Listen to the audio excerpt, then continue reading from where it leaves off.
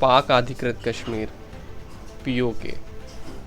ये कश्मीर का वो हिस्सा है जिसे 1947 में पाकिस्तान ने अवैध तौर पर हथिया लिया था। ये विवादित हिस्सा जम्मू कश्मीर से लगभग 3 गुना बड़ा है। माना जाता है कि कश्मीर में आतंकवाद फैलाने के लिए ज़्यादातर आतंकी ट्रेनिंग यहीं होती। वैधानिक तौर पर यह हिस्सा भारत का ही है, जिस पर पाकिस्तान ने 70 सालों से कहीं ज़्यादा समय से अवैध तौर पर कब्जा कर रखा है। भारत ने कभी इसे गंभीरता से वापस लेने की कोशिश नहीं की। प्रधानमंत्री मोदी के नेतृत्व में ऐसा लग रहा है कि भारत इसे वापस लेने के लिए सख्त कदम उठाने की फिराक में है। हाल ही में कश्मीर के उस बड़े हिस्से में चुनाव हुए थे जिसे भारत ने खारिज कर दिया था। इसमें दो टूक पाकिस्तान से फिर कहा था भारत ने इन चुनावों को नहीं मानता, ये ज़मीन उसकी है, पाकिस्तान इसे खाली करे। POK के इतिहास में जाएं तो जब भारत को आज़ादी मिली यानी 1947 में जम्मू कश्मीर के महाराजा हरी सिंह के पास 2 विकल्प थे, या वो अपनी रियासत को भारत में शामिल करें या पाकिस्तान में। लेकिन यह फैसला कर पाने में हरी सिंह ने बहुत समय लिया।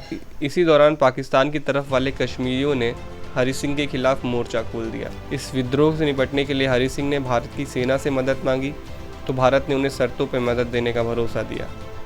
शर्तों के अनुसार जम्मू कश्मीर को भारत के राज्य के तौर पर खुद को स्वीकार करना था और भारत की रक्षा, विदेश नीति और संचार जैसे कुछ हक देने थे। हरी सिंह ने इसे कबूल कर लिया, लेकिन तब तक विद्रोहियों ने एक बड़े हिस्से पे कब्जा कर लिया था। बाद में सियासत देखते हुए इस हिस्से के कश्मीरियों ने खुद को आज़ाद घोषित किया। तब से ये इलाका आज़ाद कश्मीर या पाक अधिकृत कश्मीर कहलाता है। POK का कुल क्षेत्रफल लगभग 30,000 वर्ग किलोमीटर है, जहाँ करीब 30 लाख लोग रहते हैं। वैसे तो ये हिस्सा अधिकतर गुमनाम ही रहता है, लेकिन POK पर सीधे तौर पे पाकिस्तान का दखल है। भारत और पाकिस्तान दोनों ही इस हिस्से को अपने अधिकार क्षेत्र का दावा करते रहे हैं। POK में लोग मुख्य तौर पर कृषि पर निर्भर हैं।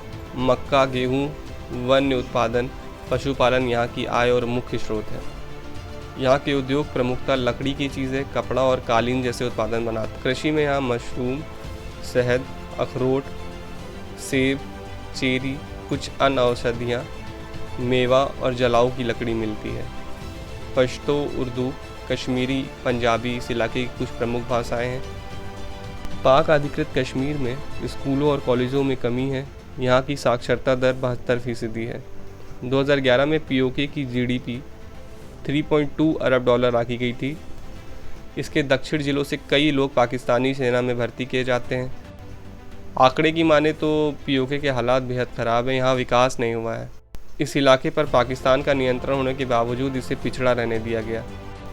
पाकिस्तान यहाँ के लोगों को भारत के खिलाफ आतंकवादियों के तौर पर इस्तेमाल करता रहा है। मुंबई हमले में दोषी अजमल कसाब की ट्रेनिंग मुजफ्फराबाद में ही हुई थी।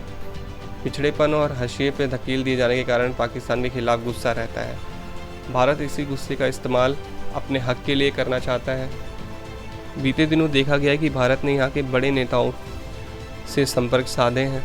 भारत ने अपनी कवायद तेज कर दी है और POK को अब भारत में मिलाने का समय आ गया है।